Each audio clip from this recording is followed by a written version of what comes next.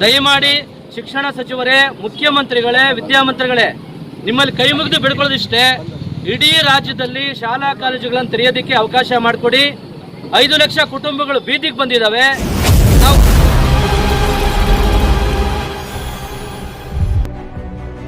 ಕೊರೋನಾದಿಂದಾಗಿ ಖಾಸಗಿ ಶಾಲಾ ಶಿಕ್ಷಕರು ಹಾಗೂ ಸಿಬ್ಬಂದಿಯ ಜೀವ ಮತ್ತು ಜೀವನವನ್ನ ಕುಸಿದಿದೆ.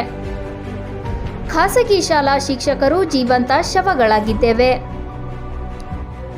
ಹೌದು, ನಮ್ಮೆಡೆಗೆ ಸರ್ಕಾರ ಕಣ್ತೆರೆದು ನೋಡಲಿ ಎಂದು ಖಾಸಗಿ ಶಿಕ್ಷಣ ಸಂಸ್ಥೆಗಳ ತಾಲೂಕು ಒಕ್ಕೂಟದ ಸದಸ್ಯರು ನಗರದ ಕೋಟೆ ವೃತ್ತದಲ್ಲಿ ಪ್ರತಿಭಟಿಸಿ ಚಿಕ್ಕಬಳ್ಳಾಪುರದಲ್ಲಿ ಪ್ರತಿಭಟನೆ ನಡೆಸಲು ತೆರಳಿದರು.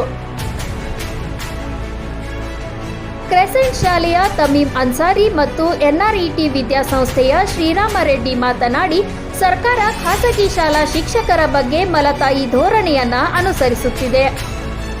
ಶಿಕ್ಷಕರು ಅತಂತ್ರರಾಗಿದ್ದಾರೆ. ಸರ್ಕಾರ ನಮ್ಮ ಪರವಾಗಿ ನಿಲ್ಲಬೇಕು. ಪೋಷಕರು ಶಾಲಾ ಶುಲ್ಕವನ್ನ ಪಾವತಿಸುವುದನ್ನು ಕಡ್ಡಾಯಗೊಳಿಸಬೇಕು, ಇಲ್ಲವೇ ಪರಿಹಾರ ಧನ ನೀಡಬೇಕೆಂದು ಘೋಷಣೆಯನ್ನ ಕೂಗಿದ್ರು. ದ್ವಂದ್ವ ಹೇಳಿಕೆಯನ್ನ ಕೊಡದೆ, ಮಲತಾಯಿ ಧೋರಣೆ ಮಾಡದೆ ನಮಗೆ ಸರಿಯಾದ ಪರಿಹಾರೋಪಾಯವನ್ನ ಕೈಗೊಳ್ಳಬೇಕೆಂದು ಒತ್ತಾಯಿಸಿದ್ರು. ಡಿಸಿ ಆಫೀಸ್ವರೆಗೂ ನಾವು ಹೋಗ್ತಾ ಇದ್ದೀರಿ. ನಮ್ಮ ಬೇಡಿಕೆ ಒಂದೇ, ನಮ್ಮ ಶಿಕ್ಷಕರಿಗೆ ಗೌರವಧನವನ್ನು ನೀಡಬೇಕು. ಒಬ್ಬ ಆಟೋ ಡ್ರೈವರ್ಗೆ ಕೊಟ್ಟಿದ್ದಾರೆ, ಕಾರ್ಪೆಂಟರ್ಗೆ ಕೊಟ್ಟಿದ್ದಾರೆ, ಸಂತೋಷ. ಆದರೆ ಶಿಕ್ಷಕರಿಗೆ ಬಿಟ್ಬಿಟ್ಟಿದ್ದಾರೆ. ಅದ್ರ ಬಗ್ಗೆ ನಾವು ಜಾಥವನ್ನು ಹೋಗ್ತಾ ಇದ್ದೀರಿ. ನಮಗೆ ಸಹಯೋಗ ನೀಡಲು 673 ಶಿಕ್ಷಕರು ನಮ್ಮ ತಾಲ್ಲೂಕಿಂದ ಇಲ್ಲಿ ಬಂದಿದ್ದಾರೆ.